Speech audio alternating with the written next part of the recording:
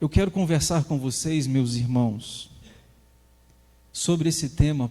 Portas trancadas não impedem Jesus de entrar.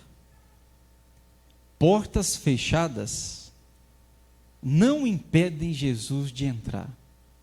Impede você, impede a mim, mas não impede a ele. Esse texto revela para mim que Jesus sempre tem uma característica de ir nos lugares para encontrar as pessoas que, a meu ver e talvez a seu ver, Jesus não queria. Jesus tem esse costume de ir atrás de gente que a gente não queria atrás. Ele ressuscitou nesse domingo de manhã. A primeira pessoa que ele aparece não é para o rei, não é para a rainha. É para uma mulher que há pouco tempo estava endemoniada, Maria Madalena.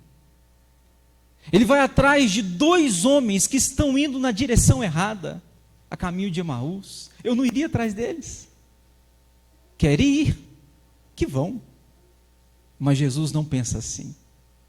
Agora ele vai na casa onde os discípulos estão trancados, para exatamente fazer um incrédulo crer.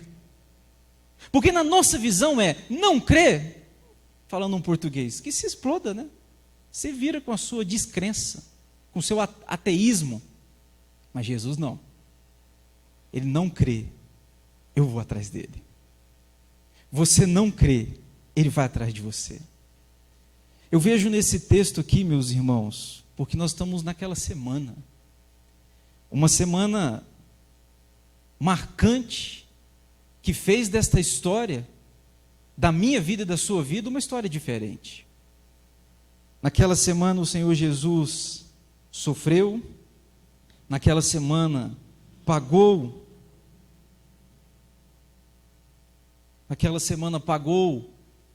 o meu pecado, o seu pecado.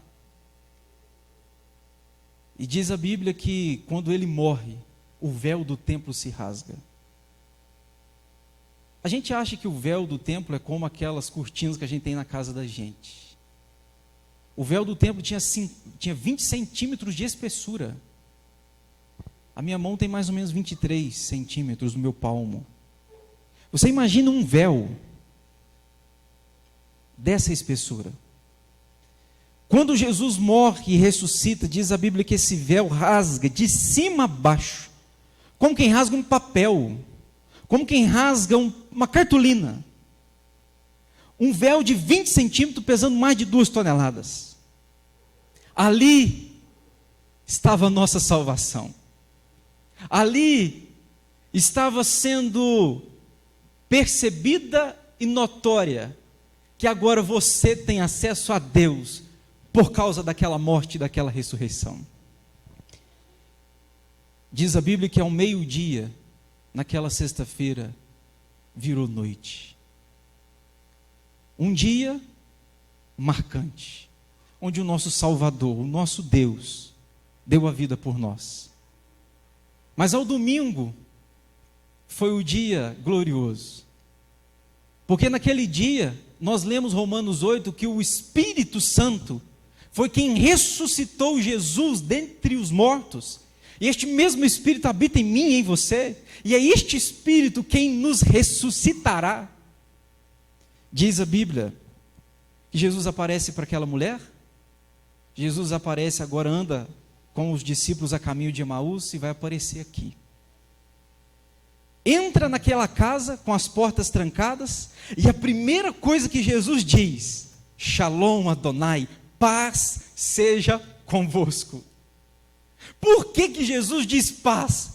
Porque se tem uma coisa que os discípulos não estavam tendo, era paz. Eles estavam trancados, irmãos. A nossa pior prisão é aquela que nós mesmos construímos.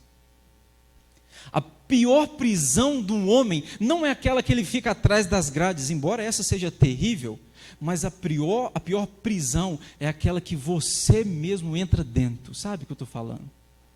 Os discípulos se trancaram, ninguém os trancou, eles se trancaram, eles se aquartelaram.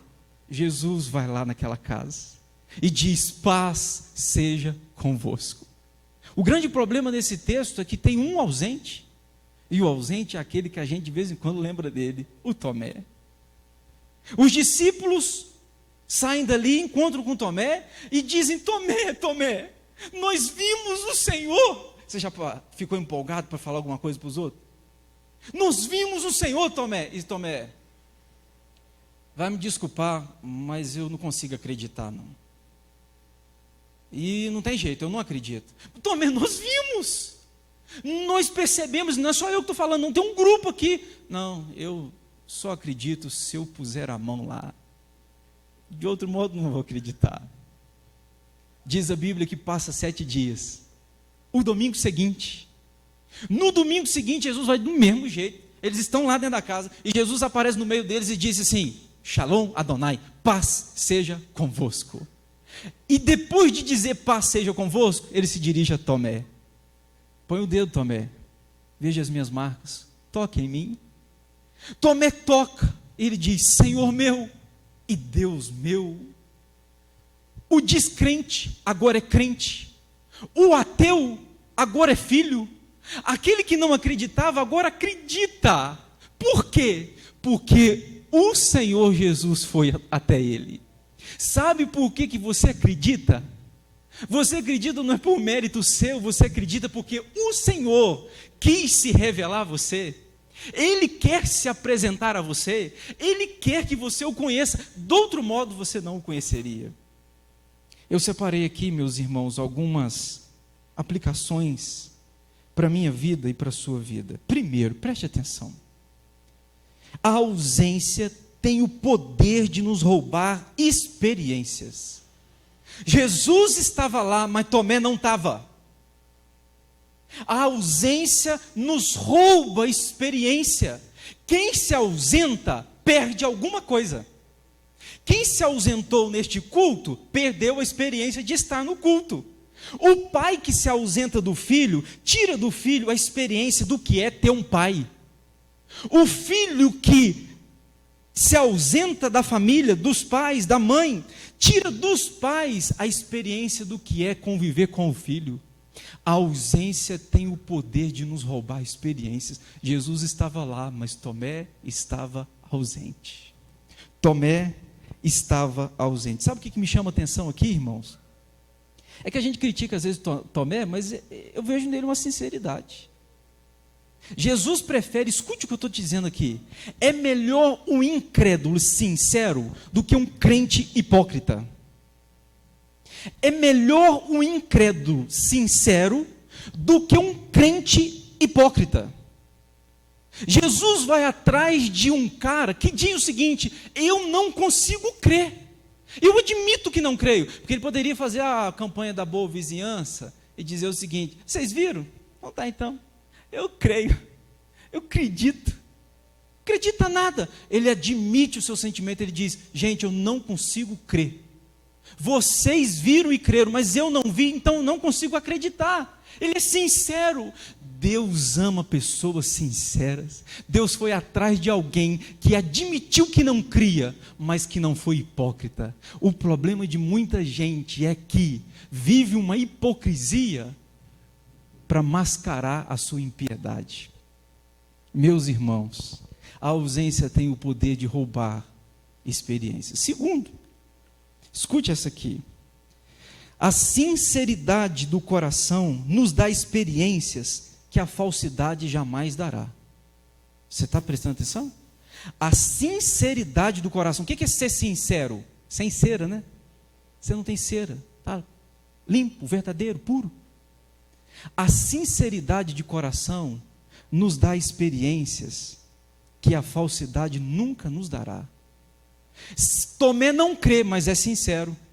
Se ele dissesse que cria, mas no fundo não acreditasse, talvez ele não tivesse tido a experiência que ele teve. Ele tem coragem de admitir o que ele sente, ele tem coragem de falar a verdade, ele não usa máscaras, ele não tenta passar uma imagem falsa a respeito de um assunto, ele não tenta, ele diz: eu não consigo crer. E o Senhor Jesus vai lá: ô Tomé, você pode tocar? Você pode sentir? Eu estou aqui. Agora eu creio, Senhor. agora eu creio. A sinceridade do nosso coração nos dá experiências que a falsidade jamais nos dará. É interessante, meus irmãos, que é no terreno onde nasce essa verdadeira espiritualidade, é no terreno da sinceridade. Quer ser um bom crente? Seja um crente sincero. Quer ser um homem, uma mulher de Deus? Seja sincero. Eu gosto dos salmos. Você que lê salmos, a gente costuma ler muito na liturgia. O salmista não era hipócrita. Até quando, Senhor? Salmo 13. Até quando ocultará de mim os teus olhos? Até quando clamarei eu e o Senhor não ouvirá? Até quando? Ele está fazendo uma reclamação, gente.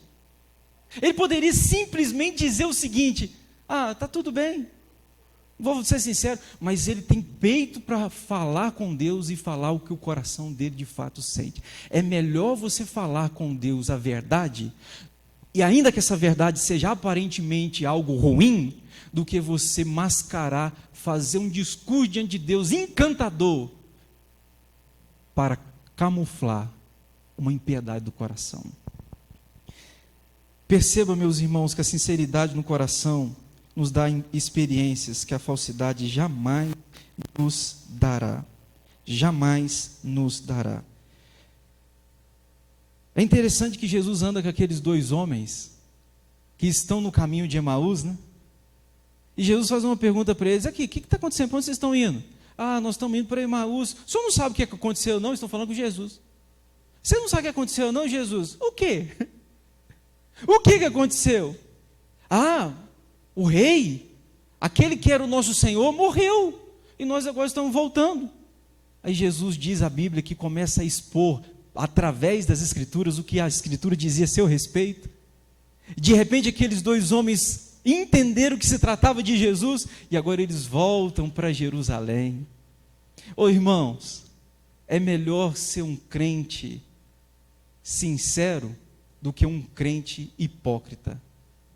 Agora, é melhor você ser incrédulo verdadeiro do que dizer que é crédulo falso.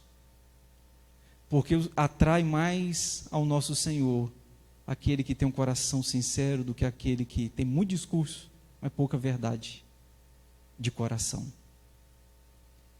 Eu vejo isso nesse texto. E isso me encanta nesse texto. A terceira coisa que eu tirei aqui, escute essa aqui. As nossas cicatrizes revelam quem nós somos. Você tem cicatriz? Você tem marcas? Alguns de nós são visíveis. Eu tenho marca no joelho, tenho marca aqui no cotovelo. Você deve ter marcas pelo corpo. Toda cicatriz revela uma história, e é a sua história. É interessante, pergunto vocês, o que necessita de maior poder? Ressuscitar o terceiro dia ou apagar a cicatriz? O que necessita de mais poder? Morrer e ressuscitar ou simplesmente apagar a cicatriz? Jesus Cristo morre e ressuscita, mas deixa as marcas e diz: Tomé, toque, pode ver, pode tocar, sou eu. Quando Tomé vê aquelas marcas, Tomé entende quem Jesus era. Entende que ali se trata do seu Senhor, do seu Salvador, daquele que morreu e ressuscitou. Portanto, irmãos, olhar para as marcas do nosso Senhor é o que distingue o nosso Senhor de todos os deuses criados. Porque nenhum Deus criado foi na cruz, morreu e ressuscitou ao seu favor. Nenhum. Pode olhar Maomé, pode olhar Buda, pode olhar Allan Kardec, pode olhar essa turma toda e muito mais. Onde estão as suas marcas? Mas o nosso Senhor Jesus tem as suas marcas. Ele disse: Tomé, está aqui, as minhas marcas revelam a meu respeito. As suas marcas revelam a seu respeito. Alguém só pode dizer que te conhece se conhece as suas feridas. Se a pessoa não conhece a sua ferida, ela não pode dizer que te conhece, não. Pastor, eu te conheço. Você conhece? Você conhece as minhas feridas? Eu te conheço, bom, eu conheço as suas feridas. Eu só posso dizer que conheço uma pessoa quando eu conheço as suas feridas. Quando a gente sabe das feridas do outro, aí sim eu conheço quem é esse outro. Por isso você não deve se preocupar com o que as pessoas dizem a seu respeito, entendeu? Estão falando do senhor, estão falando de você, moça, estão falando da senhora. Ah, meu Deus! Você não deve se preocupar com quem fala, a não ser que esse que está falando conheça as suas cicatrizes, conheça as suas dores, conheça os seus traumas. Preste atenção, as nossas cicatrizes revelam quem nós somos. Jesus disse aqui, ó, Tomé, eu sou Jesus. As marcas que você carrega no corpo, as marcas que você carrega na alma, revelam quem você é. Só conhece você quem conhece essas marcas. Quem não conhece essas marcas, não pode dizer que conhece a você. Recebi um dia um casal no escritório. Eu antes tinha julgado no meu coração, feito um julgamento que não devia ter feito a respeito daquele casal. Quando o casal começou a contar a vida deles, eu falei, meu Deus, agora eu estou conhecendo. Não era como eu via. Agora eu estou conhecendo as marcas, estou conhecendo as feridas, sabe? Sabe por que a gente julga os outros? Porque a gente não sabe das feridas dos outros. Sabe por que a gente emite juízo? É porque a gente não vê as feridas emocionais, físicas que os outros carregam. Quando eu começo a ver as feridas, eu digo, vem aqui que eu vou te abraçar. Vem aqui que eu vou dar a você suporte. Eu não vou julgar, eu vou te amar, eu vou te acolher. O grande problema é que a gente está numa geração que as pessoas não estão se importando com as nossas feridas. Elas não se importam. E tem gente se matando porque não encontrou um ouvido para ouvir a respeito das suas próprias feridas. As nossas cicatrizes revelam quem nós somos. As suas falam a seu respeito. As minhas falam a meu respeito. Você só pode dizer que me conhece se você conhece essas cicatrizes. Se você conhece o Alexandre por trás do pastor, se você conhecer, você pode dizer que me conhece. O mesmo vale a seu respeito. Quarta lição que eu tiro nesse texto. A quarta lição. Existem feridas em nós que são irremovíveis. Existem feridas em nós que são irremovíveis. O Senhor podia ter tirado aquelas marcas, podia, mas não tirou, para mostrar para mim e para você que algumas feridas, você vai morrer com elas. Algumas feridas você vai levar por toda a vida. Mas não, foi assim com Paulo. Senhor, tira de mim esse espinho, tira de mim. Deus falou, Paulo, eu não tiro o espinho, eu aumento a graça. Esse espinho você vai levar até a morte, mas a graça eu te dou, a minha graça te basta. Algumas feridas, meus irmãos, a gente tem que entender isso, nós vamos levar para a vida toda. Nós vamos caminhar. Deus pode curar? Pode tirar? Pode, mas algumas Ele não vai tirar. Algumas é para a gente conviver com elas, para quê? Eu não sei, mas poderia ser para você ser humilde, para você ser quebrantado. Para Paulo foi. Paulo, eu vou manter o espinho para você não se ensoberbecer. Porque se eu tiro o espinho, você fica soberbo. Eu prefiro um homem machucado na carne, humilde, do que um homem são, sadio, mas orgulhoso. Então eu mantenho a dor para que você seja humilde. Na sua vida pode ser da mesma forma. Há espinhos, há cicatrizes que a gente vai conviver com elas para todo sempre. Doeu, né, minha irmã? Doeu, né, meu irmão? Aquela marca, aquela ferida lá atrás, doeu, né? Você pede a Deus para tirar, tomara que Ele tire. Mas algumas você tem que entender. Algumas cicatrizes você vai conviver com ela a vida inteira. Jesus podia ter apagado, mas Ele não quis. Talvez para ensinar para mim e para você que existem feridas em nós que são irremovíveis. Não porque Ele não pode tirar, mas que Ele precisa de manter para que a gente seja mais humilde e quebrantado. Ô, gente, se tem alguém que pode ser orgulhoso, é a gente. É a gente. Deixa eu contar para você. O sujeito é o 8º substituto do carimbador. O 8º substituto do carimbador. Ele vem no culto, ele ora a Deus, ele pede a Deus, Senhor, me promove, eu estou como 8º, me passa para 7º. E ele vem, ele dá dízimo, ele é fiel, ele está empolgado. Aí, de repente, acontece uma promoção, ele vai lá para 7º substituto do carimbador.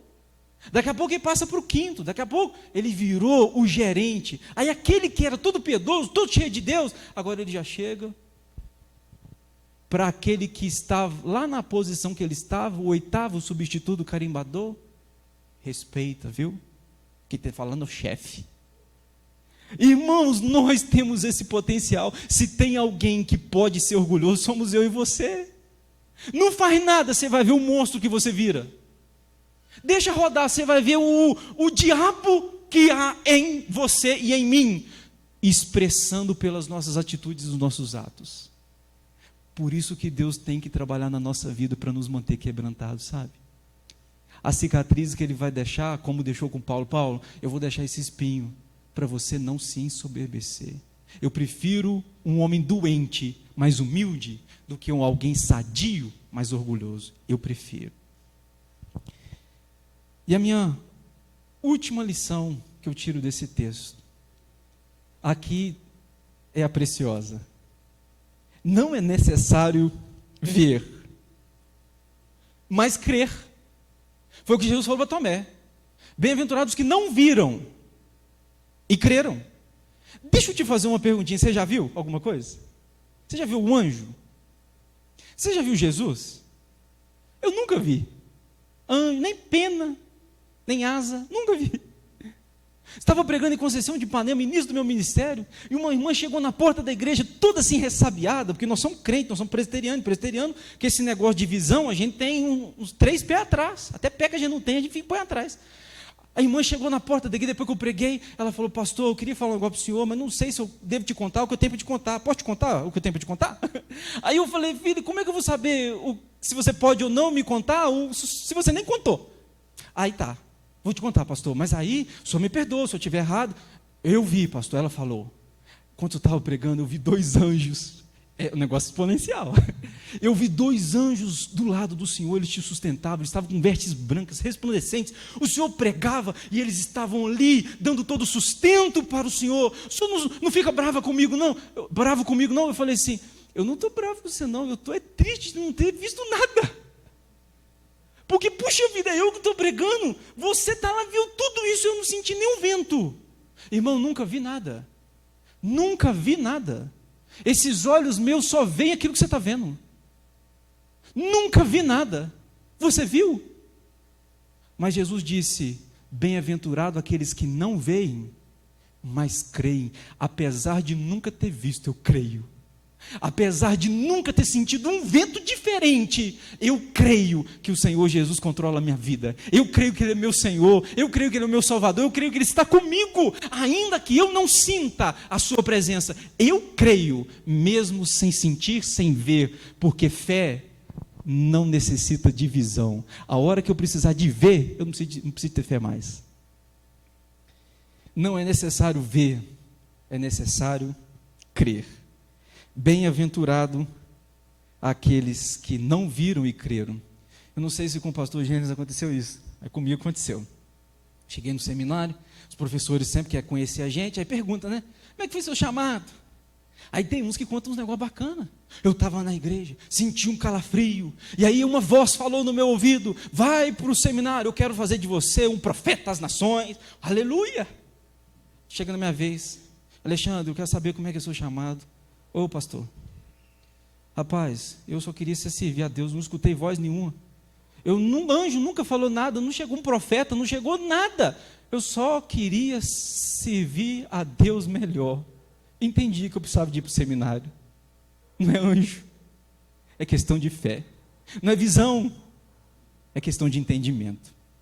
Portanto, eu estou aqui para te dizer, Jesus se posicionou no meio deles e diz, paz seja convosco. Se de repente você entrou aqui, o coração está meio angustiado, com medo. O medo deles era o da perseguição, porque o seu Salvador morreu. Mas qual que é o seu? De repente você mesmo criou a sua prisão. Não existem grades físicas, mas existem aquelas emocionais. Você ali se aquartelou, você está escondido, você está refém. O Senhor Jesus se apresenta e diz, paz, irmão. Shalom Adonai. Sabe o que ele está dizendo? Eu sou a paz. O que eu tenho, eu ofereço. Eu tenho paz, eu sou a paz. receba paz, porque a gente só pode oferecer aquilo que tem. Jesus fala: Tomé, você é incrédulo, mas você é sincero. Toca aqui. Senhor meu e Deus meu.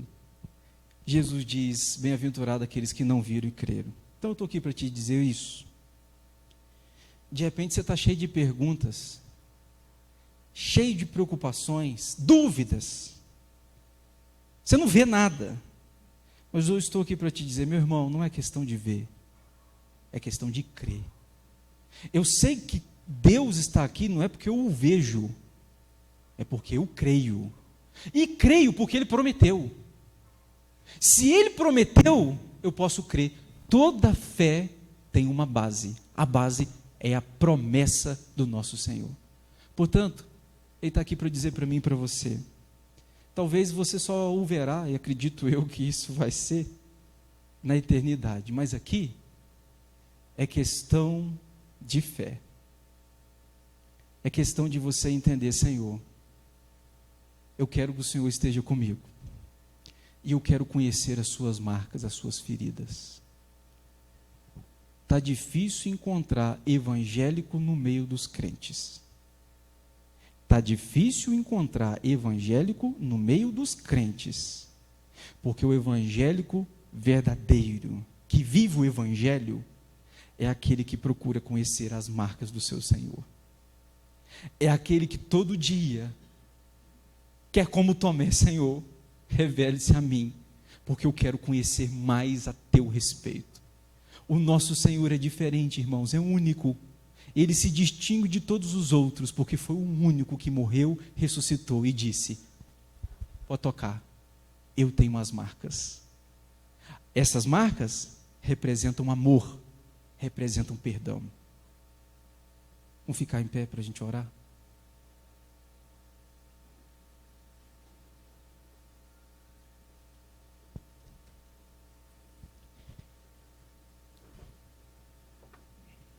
Senhor Deus, Tu estás aqui neste lugar. E como nós dissemos no início, a Tua presença é que faz toda a diferença neste encontro. Talvez a gente pode estar, Senhor, em alguns momentos da vida como aqueles discípulos estavam, trancados, com medo, achando que o seu Senhor está morto. Mas nesta noite eu quero te pedir, pela Tua graça, faz-nos crer novamente. Brote em nós a paz que só há em Ti e que só o Senhor pode nos dar.